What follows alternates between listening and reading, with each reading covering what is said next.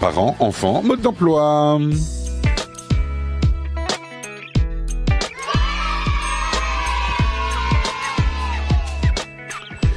Et aujourd'hui, dans Parents enfants mode d'emploi, nous allons parler de la communication bienveillante. Bonjour Dorothée Gabé. Bonjour Didier, bonjour à tous. Bonheur que de vous retrouver en live, on va le dire comme cela. Alors, on parlait de communication bienveillante ce matin, surtout dans cette période particulière, il faut bien le dire, où nous passons énormément de temps en famille, en cercle restreint.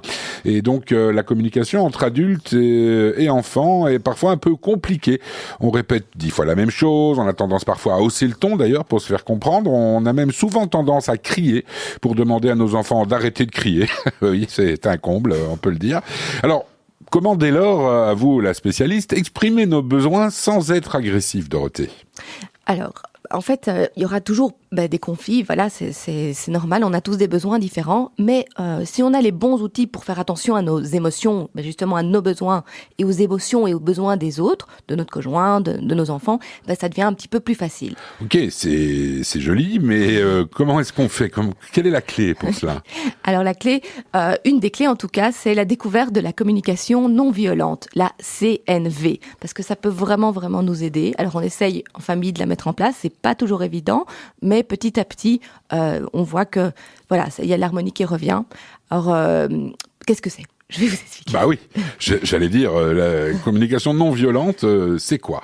Alors, en fait, c'est un langage qui a été développé par le psychologue américain Marshall Rosenberg. Et en fait, ça permet d'exprimer ses émotions, de découvrir ses besoins fondamentaux et de formuler une demande en toute authenticité dans le respect de soi et de l'autre. Donc en fait, pour lui, ce sont le langage et les interactions qui vont renforcer notre aptitude à donner avec bienveillance et à inspirer aux autres le désir d'en faire autant. Donc on parle aussi d'une communication consciente où il y a à la fois l'empathie, l'authenticité et la responsabilité qui sont en fait les principales caractéristiques. Donc vraiment, c'est instaurer avec ses enfants une relation qui est basée sur la bienveillance et l'empathie au lieu, comme on a dit, d'abîmer cette relation à force de critiques, de jugements ou en fait d'autres remarques désagréables. C'est vraiment en fait une autre façon de penser, de s'exprimer. Et comment peut-on appliquer cette communication non violente en famille ou avec les enfants ? Oui, alors il y a différentes façons pour introduire cette communication non violente avec les enfants. Alors, un des outils qu'on peut utiliser pour faire comprendre donc les principes clés de la CNV aux enfants, c'est de leur présenter le bonhomme OSBD. Ah dites-moi, déjà, ce qu'ils arrivent à le prononcer, ce sera bien. Hein. Le bonhomme OSBD. Non. Alors, O. Pourquoi O ? Parce que, donc, il y a 4 parties, les 4 piliers, finalement, de la CNV. Donc, je vais prendre un exemple concret pour vous expliquer l'idée. Je crois que Merci. Donc, au lieu de dire à notre enfant, « Arrête de crier, tu m'énerves, j'ai la tête comme un seau, allez, va jouer ailleurs », qui n'est pas très... Non, mais c'est fréquent quand même, hein, c'est fréquent, on va le dire comme ça. On pourrait lui dire, je vois que tu as besoin de jouer et de t'exprimer, mais quand tu cries, je ressens du stress en ce moment, mais j'ai besoin de calme. Est-ce que tu pourrais parler un petit peu plus bas ou aller jouer dans la pièce ? Est-ce que c'est réaliste vraiment ? Alors voilà, donc c'est sûr que c'est un entraînement, que c'est pas toujours facile, mais petit à petit, alors peut-être on n'est pas obligé d'utiliser, c'est un exemple un petit peu stéréotypé pour vous faire comprendre le principe. Après, évidemment, surtout ce qui est important, c'est de comprendre finalement les sentiments et les besoins et essayer d'exprimer ça d'une façon plus... Donc le O, c'est observer. Exactement. Donc on peut dessiner le bonhomme avec eux pour vraiment que ça rentre et pour qu'ils aient cette image de ce bonhomme OSBD. Donc la tête, un rond pour le haut. Elle sert à observer et à voir les choses telles qu'elles sont et pas à juger les faits. Donc on va vraiment essayer d'identifier ce qui se passe, l'élément déclencheur. Quels sont les faits ? Qu'est-ce que j'ai vu ? Qu'est-ce que j'ai entendu ? Donc dans notre exemple, notre enfant court dans tous les sens. Et donc... Notre enfant, quoi. Je vois que tu as besoin de te défouler et que tu as beaucoup d'énergie, sans poser de jugement. D'accord. Le S, c'est pour sentiment. Donc, on va dessiner un cœur pour le sentiment, c'est joli. Oui, c'est mignon. Le cœur, donc, c'est pour identifier ses sentiments et ses émotions. Donc, comment est-ce que je me sens là, maintenant, en repensant à ce qui s'est passé ? Qu'est-ce que je ressens dans mon corps ? Donc, dans notre exemple, quand tu cries « je ressens du stress », c'est moi. Donc, on se rapproprie le sentiment à nous.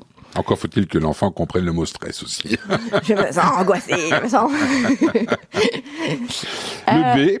Le B, c'est pour besoin. Donc, on va dessiner le ventre du bonhomme en dessous du cœur, qui représente donc les besoins. On a tous des besoins, manger, boire, respirer, dormir. Donc ça, ce sont nos besoins physiologiques, mais aussi d'autres besoins, comme besoin d'amour, d'appartenance, de protection, d'estime de soi, de réalisation de soi. Et donc voilà, quels sont les besoins qui n'ont pas été satisfaits? Dans notre exemple, j'ai besoin de calme en ce moment. Donc vraiment, en fait, c'est ça. C'est à partir du moment où les gens vont parler de leurs besoins plutôt que des torts des autres, ça devient beaucoup plus facile de trouver des moyens, finalement, de satisfaire tout le monde. Puisque, qu'est-ce qu'il faut faire? C'est trouver un moyen de satisfaire ce besoin.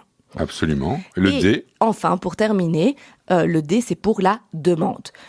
Donc c'est la dernière partie du bonhomme, on va dessiner des jambes, et ça représente la demande, et c'est une demande claire, sans exigence. Et là, souvent, en fait, avec nos enfants, on donne des ordres, on va exiger quelque chose, va ranger ta chambre, va mettre tes chaussures.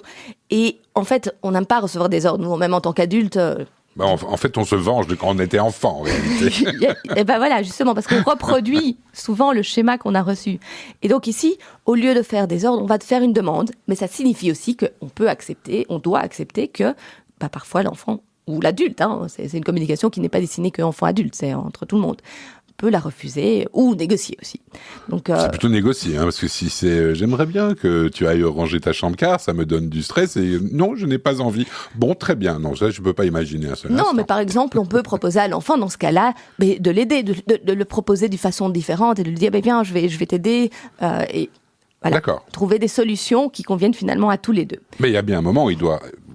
On en discute, vous et moi, mais il y a bien un moment où il doit quand même, je dirais, obtempérer à l'autorité parentale, parce que c'est quand même aussi ça, la fonction d'un parent. Alors, c'est exactement ici qu'au lieu d'aller parler d'autorité et d'imposer, on va essayer de parler de coopération, de collaboration. Et c'est vraiment un changement de regard. C'est de la police de proximité, en quelque sorte, pour prendre un exemple très concret.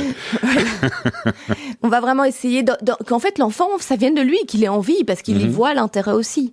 C'est beaucoup plus, l'harmonie se fait de façon beaucoup plus facile si l'enfant voit l'intérêt de coopérer et de faire partie. Donc, ce besoin d'appartenance, quelque part aussi, va engendrer le fait qu'il va pouvoir, obtempérer et faire ce qu'on lui demande aussi. Mais parfait. Voilà. Donc, Est-ce qu'il y a d'autres manières de faire prendre conscience de la communication non violente aux enfants? Oui, alors il y a donc c'est même un outil que Marshall Rosenberg a utilisé lui-même. Ce sont des assistants ludico-pédagogiques. Il parle d'un petit chacal et d'une girafe. Dites-moi. Donc on peut prendre des marionnettes ou aller regarder sur Internet. Il y a plein d'images pour se coller ça sur la tête et alors faire soit un petit jeu avec des marionnettes, soit un jeu de rôle avec les enfants. C'est très comique. Et en fait, qu'est-ce qu'on doit prendre conscience, c'est que le chacal, c'est un animal qui vit dans la savane et il voit pas beaucoup plus loin que le bout de ta truffe. Et donc, il est toujours dans ce truc qui a tort, qui a raison dans les rapports de pouvoir. Donc, il va dire « tu es égoïste, je suis nul ». Ou alors « il faut, je dois, tu devrais ». Ou alors dans la comparaison « je suis plus que toi, je suis plus sympa, il est moins ». Voilà. C'est vrai que c'est péjoratif tout ça. Il n'est pas très méchant en fait, le chacal. Mais c'est souvent en fait, il ne sait pas en fait comment nourrir ses besoins. Et donc, il n'essaye pas la coopération justement. Donc voilà, il tend à se défendre. Et au lieu de ça, l'autre personne va attaquer en retour et donc on va finalement distancer. On est dans la confrontation à ce moment-là. Voilà, exactement.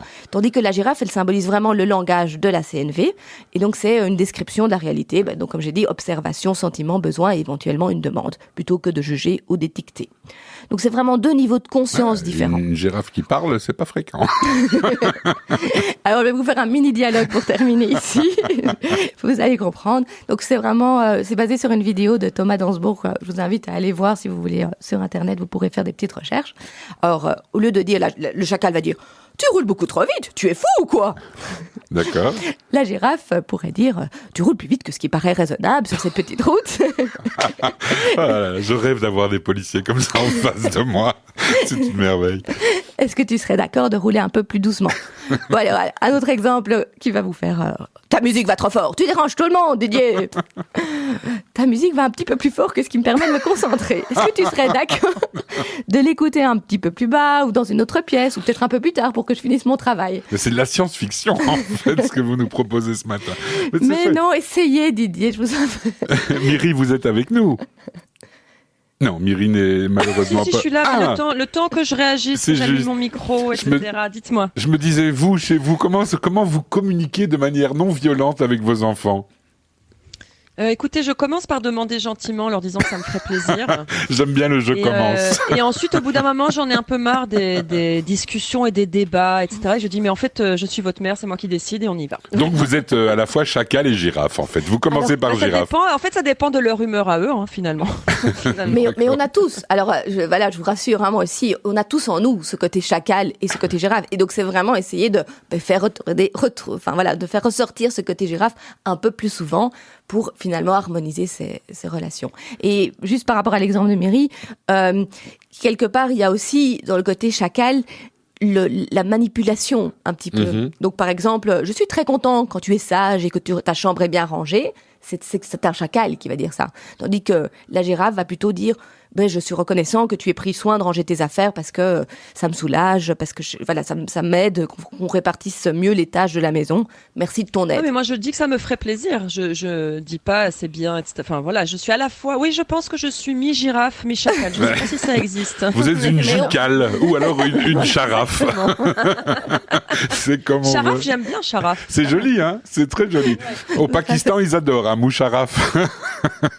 Bien. Merci. Dorothée, merci beaucoup d'être venue, comme on dit. Et puis, vous savez que les girafes, ça n'existe pas. Hein. C'est un coup monté. Oui, bon, c'est ce qu'on peut. Dans 15 jours. Merci. Moi j'ai adoré. J'ai adoré. Vraiment. Je vais essayer très très très bientôt de devenir girafe parce que moi en général, je suis resté au chacal.